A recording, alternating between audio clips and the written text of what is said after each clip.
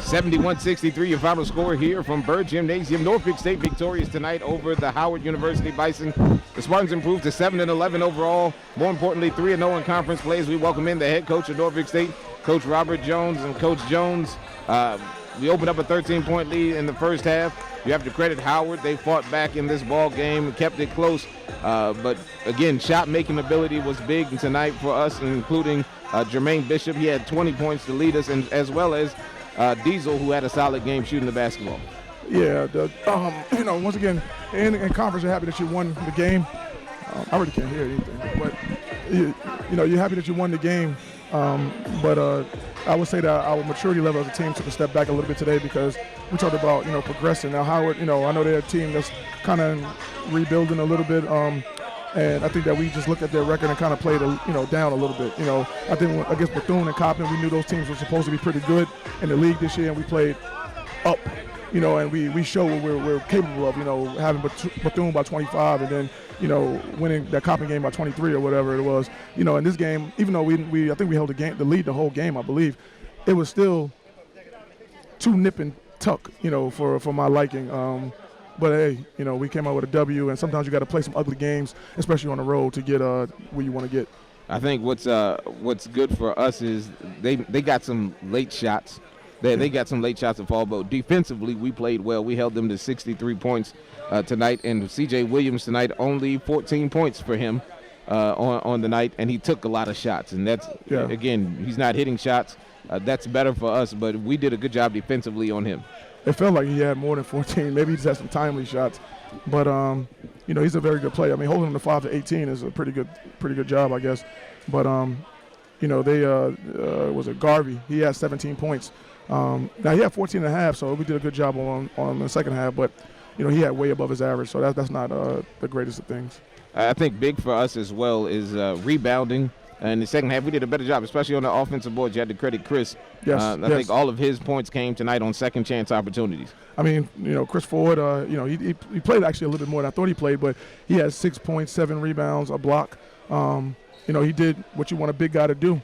He's not a guy that you're going to necessarily take it and dump the ball down, and he's going to, make some moves and things like that. But he did what he's supposed to do. He did the gritty, the dirty work, and that's what we needed. We needed all of that today. It's important as well on the road. It doesn't really matter how you win, just as long as you get the win. And, road wins are more difficult to come by than they are at home because of the environment. This is a good Howard team. They did some good things tonight. Yeah. They frustrated us a little bit in the zone. So, again, winning the game is the most important thing, and fixing some of those things that you can control coming up this week is good because we have a week off before our next ball game. Yeah, they played a good style to try to slow us down a little bit. We got every shot that we wanted. We didn't make a lot of them, but we got every shot that we wanted because we knew the style that they was going to play.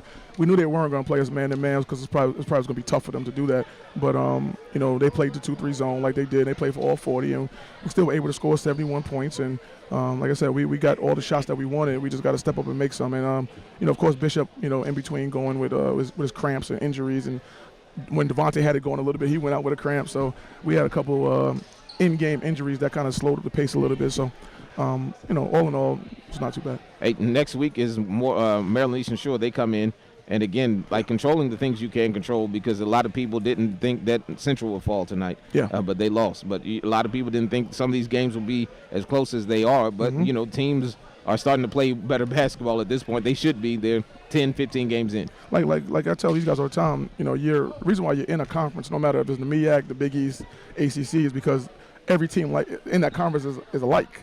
So we're playing like opponents every time we play. No matter what the records are, they are a like opponent if we're in a conference. And with that, it's a 50-50 game because we're not the only team that's trying to win. The other team is trying to win as well. So, tonight that showed it. I mean, Howard, they're struggling a little bit, and they were in the game for most of the game.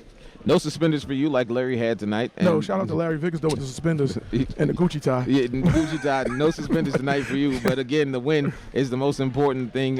We thank you for stopping by. And we'll get back home. Thanks. And get prepared for Maryland Eastern Shore on Saturday as the women will begin at 4:30 at home, actually 4 o'clock at home, and then the men will follow around 6:30 at Joe Eccles Hall on Saturday as the Spartans welcome in Maryland Eastern Shore. Both teams win here tonight at Bird Gymnasium. For everyone here, we thank you for watching and listening to NSU basketball right here on the NSU Sports Network.